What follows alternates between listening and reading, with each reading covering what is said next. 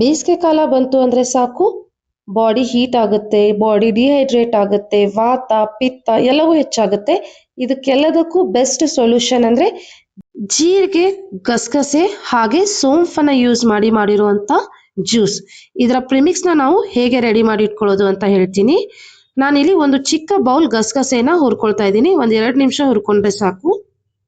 ಹಾಗೆ 1 bowl saunf, 1 bowl ಜೀರಿಗೆ, ಹಾಗೆ ಒಂದ್ ಸ್ವಲ್ಪ ಯಾಲಕ್ಕಿನ ಹಾಕೊಂಡು ಹುರ್ಕೊಂಡ್ ಬಿಡೋಣ. ಇವಾಗ ಹುರಿದಿರುವಂತ ಜೀರಿಗೆ, ಸೋಂಫ್, ಯಾಲಕ್ಕಿ ಹಾಗೆ ಹುರಿದಿರೋ ಗಸಗಸೆ ಮತ್ತೆ ಒಂದು ಚಿಕ್ಕ ಬೌಲ್ನಷ್ಟು ಕಲ್ಲು ಸಕ್ಕರೆನ ತಗೊಂಡಿದ್ದೀನಿ. ಕಲ್ಲು ಸಕ್ಕರೆನ ಯೂಸ್ ಮಾಡೋದ್ರಿಂದ ವಾತ ಮತ್ತೆ ಪಿತ್ತ ಎರಡೂ ಕಡಿಮೆ ಆಗುತ್ತೆ. ಹಾಗೆ ಇದು ರಿಫೈನ್ ಶುಗರ್ಗೆ ಅಲ್ಟರ್ನೇಟಿವ್. ಇವಾಗ ನಾನು ಕಲ್ಲು ಸಕ್ಕರೆ ಮತ್ತೆ ಗಸಗಸೆನ ಚೆನ್ನಾಗಿ ಪುಡಿ ಮಾಡಿ ಇಟ್ಕೊಳ್ತೀನಿ.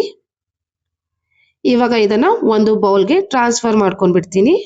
ಗಸಗಸೆ ಬಾಡಿನ ಹೈಡ್ರೇಟ್ ಆಗಿಡುತ್ತೆ. ಇದು ಕೂಡ ಒಂದು ನ್ಯಾಚುರಲ್ ಕೂಲಿಂಗ್ ಇಫೆಕ್ಟ್ ನ ಕೊಡುತ್ತೆ.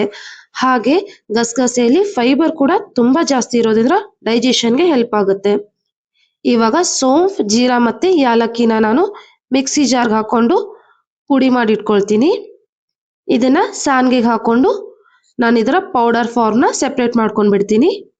ಜೀರಿಗೆ ಕೂಡ ಡೈಜೆಷನ್ಗೆ ಹೆಲ್ಪ್ ಆಗುತ್ತೆ, ಬ್ಲೋಟಿಂಗ್ನ ಕಡಿಮೆ ಮಾಡುತ್ತೆ.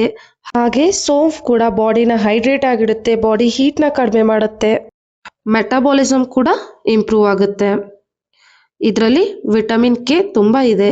ಇವಾಗ ಎರಡನ್ನು ನಾನು ನೀಟಾಗಿ ಮಿಕ್ಸ್ ಮಾಡ್ಕೊಂಡಿಟ್ಟು ಒಂದು ಏರ್ ಟೈಟ್ ಕಂಟೈನರ್ಗೆ ಹಾಕಿಟ್ಕೊಂಡ್ಬಿಡ್ತೀನಿ. ನಮ್ಮ ಪ್ರಿಮಿಕ್ಸ್ ರೆಡಿ ಆಗಿದೆ. ಇದನ್ನ ಯಾವ ರೀತಿ ಕೋಲ್ಡ್ ಡ್ರಿಂಕ್ಸ್ ಅಥವಾ ಜ್ಯೂಸ್ ಮಾಡ್ಕೊಳ್ಳೋದು ಅಂತ ನೋಡೋಣ.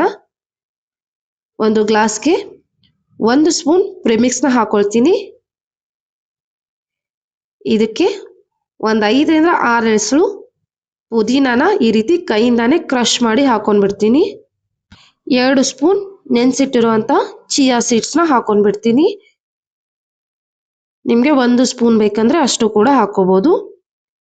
ಹಾಗೆ ಸ್ವಲ್ಪ ನಿಂಬೆ ರಸನ ಹಾಕೊಂಡ್ಬಿಡ್ತೀನಿ.